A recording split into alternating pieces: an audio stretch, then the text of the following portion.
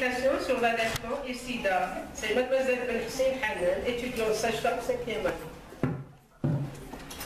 Mesdames et messieurs, je vous souhaite la bienvenue au sein de notre institut pour la 30e journée mondiale du SIDA. Sous le thème « Connais ton statut ». Je me présente, je suis Mademoiselle Benhissine Hanan, étudiante sage-femme en 5e année. Alors qu'en continuité après le grossesse et SIDA, on a l'allaitement et SIDA. Diapo s'il vous plaît. Tout d'abord, on va commencer par une petite définition de la maladie. Le sida ou syndrome d'immunodéficience acquise correspond à une maladie infectieuse pouvant être très grave. Il se caractérise par une réduction progressive du système de défense immunitaire, notamment d'un certain type de globules blancs, les lymphocytes CD4. Cette diminution des défenses entraîne un risque élevé de survenue d'infections et de cancers. Deux cas sont à distinguer. Alors tout d'abord, on a les personnes VIH positives. C'est les séropositifs, ce sont les personnes qui sont porteuses du virus. Ensuite, on a les sidéens. Le sida peut entraîner le décès. Définition du VIH, c'est l'agent pathogène responsable du syndrome. Il est décrit en 1981 chez des hommes homosexuels alors caractérisés par des infections opportunistes. On a 3 voies de transmission. Donc la première transmission, c'est la transmission par le sang. Ensuite, on a la transmission sexuelle et la transmission verticale mère à l'enfant. La grossesse, l'allaitement. Diapositive. La transmission du VIH de la mère à l'enfant. Une mère infectée peut transmettre le virus à son enfant pendant la grossesse, surtout au 3e trimestre, pendant l'accouchement plus de 70% et pendant l'allaitement maternel 15%. Alors, quelques statistiques en Afrique, cette transmission se situe entre 30 à 50%, 20% en Europe. Tous les enfants nés de mères séropositifs sont à leur tour séropositifs, puisqu'ils ont dans leur sang les anticorps anti-VIH de la mère. Néanmoins, on distingue 2 catégories d'enfants. Soit c'est des faux séropositifs, la concentration d'anticorps diminue au fil du temps, ils disparaissent entre le 2e et le 18e mois après la naissance. C'est des enfants non infectés. Ensuite, on a le vrai séropositif. La concentration d'anticorps reste inchangée ou augmente au fil du temps, c'est un enfant infecté. La transmission du VIH de la mère à l'enfant est le principal mode de contamination du nourrisson par le virus. Le VIH est transmis pendant la grossesse, à l'accouchement par le lait maternel. Pour décider si les mères VIH positives doivent ou non allaiter leurs enfants, alors on compare généralement le risque de transmission du VIH via l'allaitement maternel au risque accru de décès par malnutrition, diarrhée et pneumonie, auquel l'enfant est exposé s'il n'est pas exclusivement nourri au sein. En ces jours de site d'action, faisons le point sur le VIH et l'allaitement. Est-ce qu'une mère peut transmettre le VIH à son enfant par l'allaitement? La réponse est oui. On a quelques facteurs. Les risques inhérents à la transmission du virus par la voie de l'allaitement maternel dépendent de plusieurs facteurs dont nous parlerons en détail. Le premier facteur, c'est la durée de l'allaitement. La durée de l'allaitement est un facteur extrêmement important. Plus un bébé est allaité longtemps, plus le risque qu'il soit contaminé par le VIH sont élevés. Il est estimé que le risque de transmission est d'environ 5 à 20% durant la période de l'allaitement. Ensuite, on a un allaitement mixte. Si le bébé est nourri exclusivement au sein, le risque de contamination est plus faible.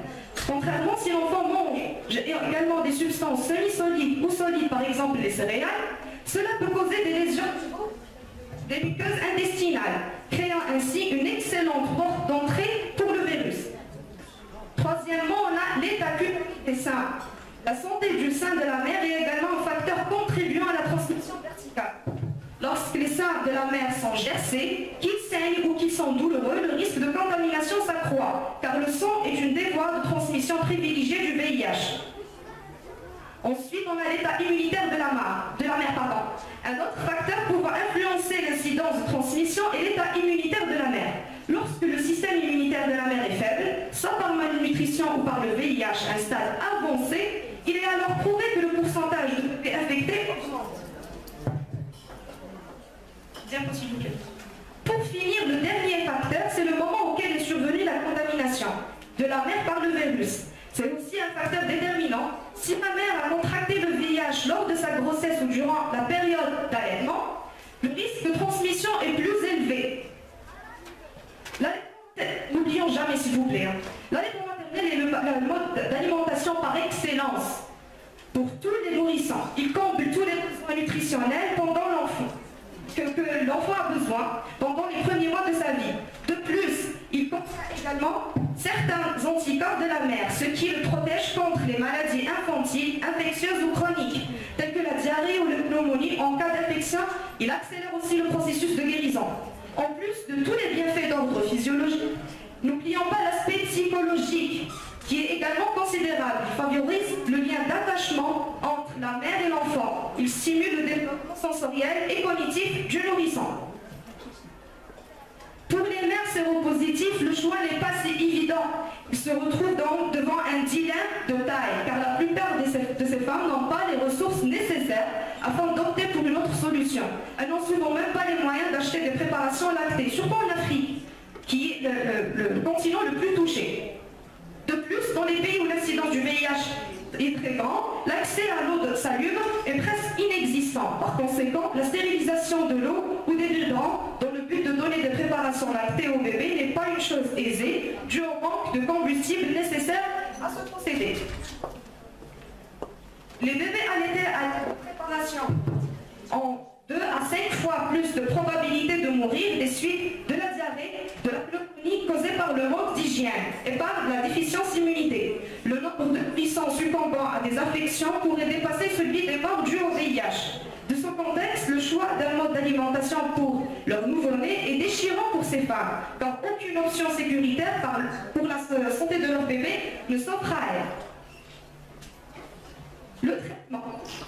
On ne connaît pas exactement comment les antirétroviraux réduisent la charge virale dans le lait maternel, car ils bénéficient d'une protection particulière de l'organisme. Pour éviter de développer des résistances aux médicaments, il faut s'assurer que la suppression du virus soit totale. Chez les femmes qui sont déjà sous traitement antirétroviral au moment de la grossesse et de l'allaitement, il a été constaté que le taux d'infection de leur nouveau-né était inférieur à ceux dont les mères ne bénéficiaient d'aucun traitement. Les nouvelles études tendent toutes dans la même direction, qui est l'utilisation d'un traitement antirétroviral diminue les risques de contamination de près de la moitié. L'allaitement par une mère positive, médicaments. Je termine ma communication par quelques précautions. Premièrement, il est recommandé aux femmes atteintes du VIH de nourrir leur bébé exclusivement au sein durant la première année de leur vie. Il faut commencer l'allaitement exclusif dès la naissance à la demande du bébé. Il faut s'assurer de mettre le bébé correctement au sein pour éviter les risques de mastite ou de crevasse. Il faut également surveiller la santé buccale des bébés. Il faut vérifier régulièrement s'il y a présence de taches ou de plaies, exemple le muguet, car des lésions dans la bouche du bébé augmentent le risque de contamination. Lorsque l'arrêt de l'allaitement est envisagé, il faut procéder à un sevrage rapide, toujours dans l'optique de diminuer les risques de transmission du VIH par le lait maternel. Je